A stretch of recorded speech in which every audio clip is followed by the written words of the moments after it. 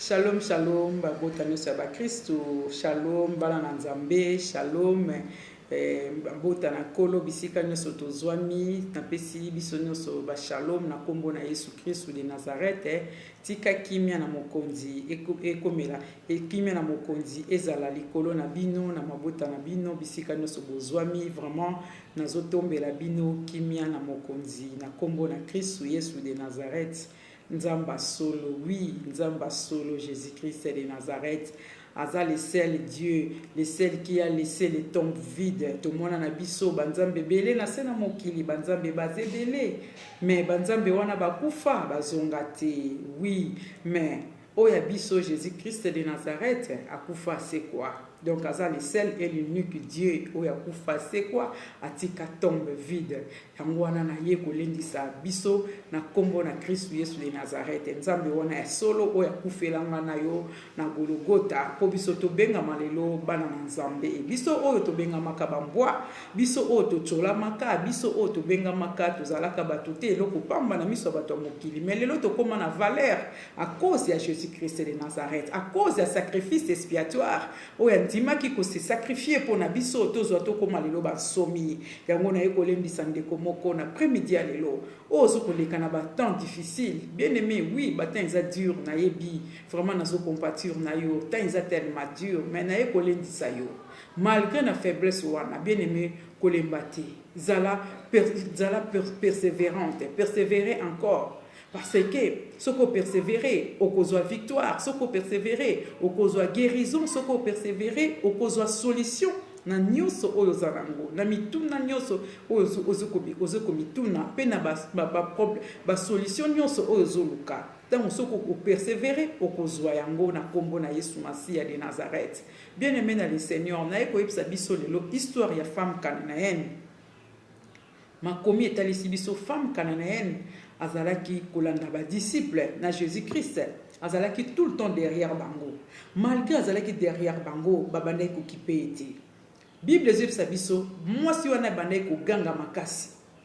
Azo ganga sima ya ba disciple na Jésus-Christ. Mais mutu abandai ko zwa ko ganga na ya considération azalaki te. Et koko zala même yo za na situation moko zo passer, ozo ganga na sima. Ozo ganga na sima ya bato, na sima ya famille, na sima ya ba docteur, na sima ya ba avocat, na sima ya ba juge, muta kokatela likambo. Na sima minganga muta kokotela opa kopesa lobiko azalite. Oui, na eko yebisa yo. Lobiko eza kaka na kombo na Yesu Masia de Nazareth. Lobiko eza na kombo mosusu te. Kombo epesa mela biso. Femme cananéenne, makomi etalisi biso. Makomi ebisi biso nyonso te, mais selon imagination na ngai. Donc, moi si wana c'est que même ki mwana na yepe na minganga comme tous les parents ndenge ngano tozali. Ceux qui mwana za malade, je ne pense pas que okotika mwana avanda. Okoluka solution nanzela na minganga. Okoluka solution nanzela na bakisi po pesa mwana lobiko ekota na nzoto. Mais moi si wana je pense que ça la ki yango azwa ki solution te. Ayoka ki sangwa Yesu ezala ki répondit partout. Batno sobebi ke Jésus-Christ abandé ko bikisa. Jésus-Christ abandé ki ko sekwisa. Jésus-Christ ba lépreux bazo bika, bazo koma pur, ba aveugle bazo mona, ba paralytique bazo tambola. Donc bakufi bazo seko, ba démoniaque bazo zala délivrer. Moi sur le certainement ceux qui na landi maître. Na ba disciple na ye mona nanga kozwa guérison. Oui, asalaki RRT. A se trompa quitté. Akendaki vraiment na bonne direction, pe azwaki bonne décision. Akendaki azwaki solution. Mwana na ye azwaki guérison. Guérison mwana na ye azwaki yango. Malgré azwaki guérison wana na facilité te, na azwaki guérison wana na ba difficulté, mais azalaki persévérante, a persévéraki. Na yeko yebisa ndeko mona premier lilo, faut persévérer dans la vie. Mais persévérance na yo wana ezala na likambo ya ndenge ya mabete. Na makambo eza na bonne cause oyo monike ezali bénéfique pona yo oyo monike komemela yo victoire oyo monike komemela yo grandeur oyo monike komemela yo ba bonne solution. Faut persévérer.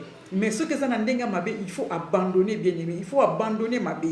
Ko persévérer te na ma bé. Ko oumela na ma bé te bien aimé. Ma bé ozo oumela nango. Et ko keleno na li felo. Nde ko nanga na ko lendi sa yo na après-midi alelo. Ma ko persévérer na ma bé te.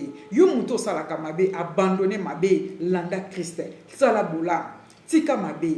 Yango na ko yebisa yo persévérer. Mais persévérer dans le bien, dans le bon sens. Pas dans les mauvaises choses, dans les bonnes choses, il faut persévérer. Femme cananéenne a persévéré qui suite à santé à moi nanaye, a persévéré qui donc abandonna quitter, a zala qui alanda qui Christ, qui n'en a souka malgré ba traité qui est bois.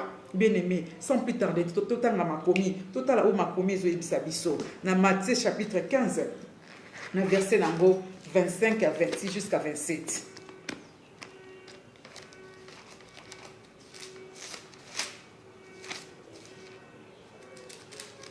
Oui, natangi makomi na kombo na Yesu Masia.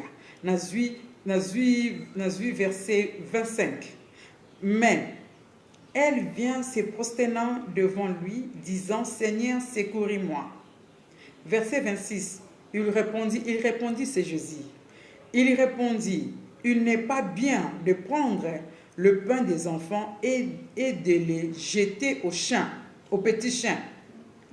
Le verset 27, la femme, oui, Seigneur, dit-elle, mais le petit chien mangeant les miettes qui tomba de la table de leur maître.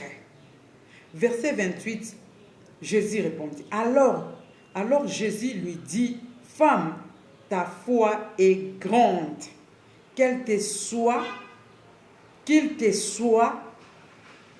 soit fait comme tu veux.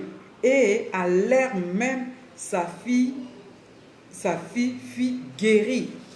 Donc, Jésus-Christ, malgré a traité qui femme cananéenne chien, alors jamais te rekozwa mapa ya bana to pesa yango na bana ya mboa.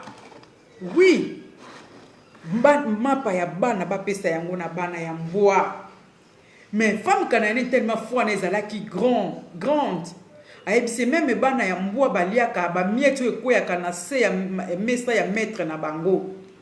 Ndeko nanga lelo yo bazo traité o nini, lelo ba kombo nini yo bazo traité yo, lelo batu boni bazo tchola yo, lelo mafinga nini oyo zo fingama pona likambo ya santé, pona likambo moko boye komela na vie, pona likambo ya bana na yo, pona likambo ya couple na yo, pona likambo ya famille na yo, pona likambo ya yo moko. Ndeko nangai likambo mafinga nini oyo finga mite na mokilo yebaka yango oza yo moko te ba finga yo.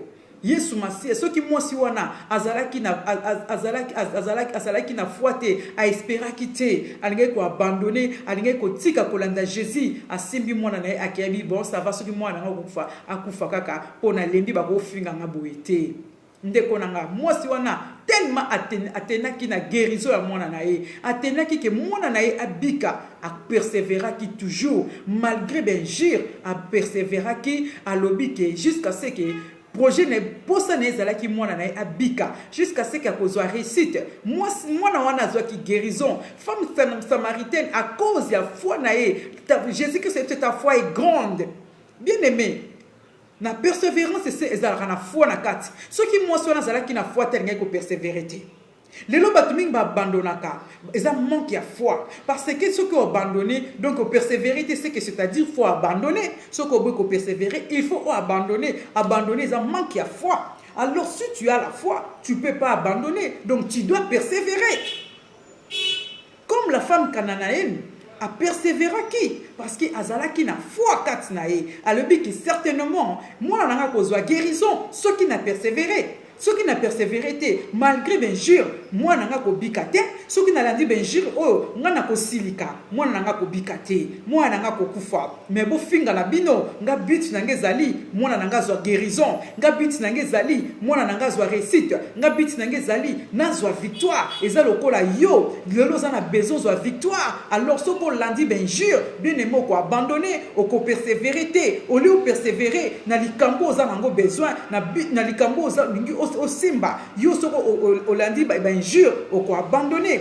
Femme cananaenne a abandonné quitté, a persévéré qui, malgré bien sûr na kota la bien sûr te. Bien aimé, na mokiba lobaka, moto a simbi a memi maki na mutu a bundakate. Bien aimé, le lotang yo na problème na yo. Je ne pense pas que okotika ozala agité mutu moko boy aye kaka azo finga yo azo provoquer yo kolinga kozala emporter te na colère wana pour ozwa eloko za nango besoin te. Donc c'est-à-dire quoi? Tu dois persévérer. Tant ozo persévérer okozwa victoire na likambo oyo za nango besoin okozwa victoire. Donc faut persévérer ko abandonner te ndeko ngai. Tout na livre ya Romains chapitre na yango 5 verset 3 à 4 biso sabiso nini. Bien plus, nous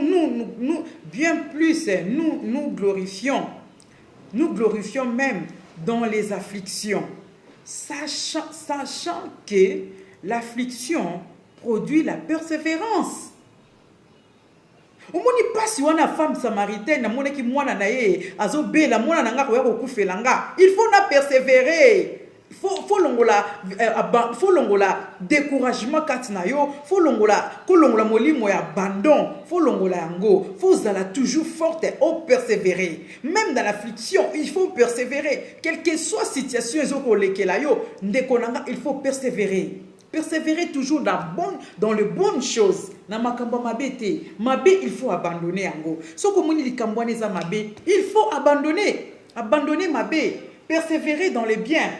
Persévérer dans les biens. Faut pas rekende na mabe faut tika yango. Donc ça na bolam, beaucoup plus bolam, afin que kolo akosepela na yo oza nango besoin okozwa. Bien aimé ko abandonner te. Donc na ko lendisa yo na après-midi alelo pour persévérer. Soko persévérer na likambo wana okozwa victoire. Soko persévérer na situation wana okozwa guérison. Soko persévérer pour comprendre que awa RDC donc il va pipipi ça non permis même dans air tardif va pipipi ya on était quoi empêcher biso to lendi sana. Donc voilà tozo lendi sana toujours quand na bonzambe. Donc faut persévérer. Femme cananaenne a persévérer qui na kat na persévérance tozo mona espérance tozo mona foi zala na foi de konangai likambo wana ekolongolo kimia mais ce qu'on a foi aux en espérance aux en persévérance au mais les choses qu'on persévérer pour qu'on soit toujours victoire vraiment car la victoire est certaine dans le nom de Jésus-Christ de Nazareth. Vraiment na ekolendi sande komoko bima na désespoir bima na abandon, faut persévérer, faut s'accrocher encore, continuer les sous ça la sous fort.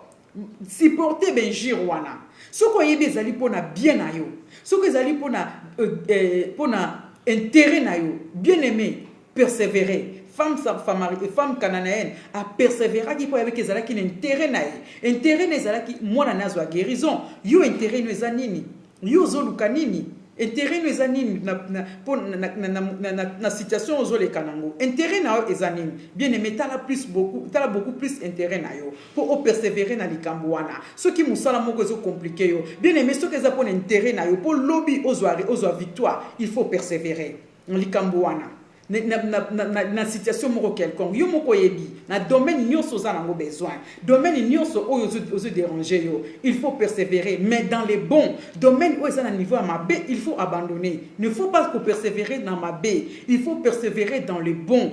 Donc persévérer dans l'amour, persévérer bien aimé la persévérance okozwa victoire na tout ozoluka na kombo na Yesu Masia de Nazareth bande konanga to continuer na ko persévérer kat na bonzambe to persévérer na kiti na Romains na chapitre 5 verset 3 à 4 et 5 mais na tangika à verset 5 est subso. Or l'espérance ne trompe point parce que l'amour de Dieu est répandu dans nos cœurs par le Saint-Esprit qui nous a été donné.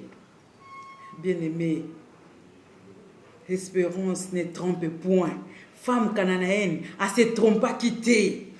se trompa quitté. Certainement, Mouto Nazolanda, moi nanga kozwa guérison. Certainement, Mouto Nazolanda, mona nanga kozwa solution. Certainement, Mouto Nazolanda, likambu nanga na kozwa réussite. Certainement, persévérance. Alléluia. Espérance ne trompe point. Okosa yoti. Ndeko nanga kangama na bonzambi. Ndeko nanga persévérer encore. Ndeko nangai ko abandonner te. Persévérance, na eko yebisa o persévérer. Na malamu, na mabeti. Ce qui est mabe, il faut abandonner. Abandonner mabe. Mais bolamu ba persévérer ka ba continuer nango, continuer na bolamu. Continuer toujours ko ça la bolamu parce que bolamu mwana eko memelo makamba kitoko. Vraiment na pesi biso nyonso. Merci. Kolo abambola biso, moto nyonso kolanda malendisi oyo. Kolo azongisela yo, lole continue ko sala bolamu, tika ozwa solution na makambo ozoluka. Na mituna na yo, o ezangi biyano, kolo ayanola yo na mituna wana. Na guérison na yo, kolo pardon, na maladie na yo, kolo apeso guérison. Na ba situation compliquée, nzamba lola asalo bolamu, lole salo bolamu, pona lobaka, lole zo continue ko sala biso bolamu, kolo akanisela yo. Kola kanisela ndeko moko, kola pambola bino, pe kimia na mokonzi, e umela kati na mabota na bino, wana tokutani mbala na sima, soki nkolo azongi te, tokokuta na lisusu, na nzela na basinga, po te tolendisana, kati na bonzambe, ndenge na lobaka kaka, nga na yebi ebele te, na muke o nga na yebi, na oyo yebi, to sangisa yango, po kombo na mokonzi, ezwa lokumu, vraiment, kolo akosepela na biso pe lola eko continuer ko sala biso susu bolamu nzambe wana akanisela yo nzambe wana apambola yo nzambe wana apeso makasi o espérer lisusu o umela na persévérance o umela na foi o umela na espérance afin que ozwa victoire na be preuve nyonso o eza ko se présenter na kati na vie na yo na kati na ndako na yo na kati na libota na yo na domaine nyonso ya vie na yo kolo azongisela yo kolo alongisa yo kolo abundela yo apesa yo ilonga na kombo na Kristo Yesu de Nazareth. Merci bandeko na kati na bonzambe wana tomona nimbanda na sima na pesi bino au revoir, bonne soirée. Vraiment que le Seigneur vous bénisse abondamment. Je vous aime dans l'amour du Seigneur. Merci beaucoup. Que le Seigneur vous bénisse encore abondamment. Bye.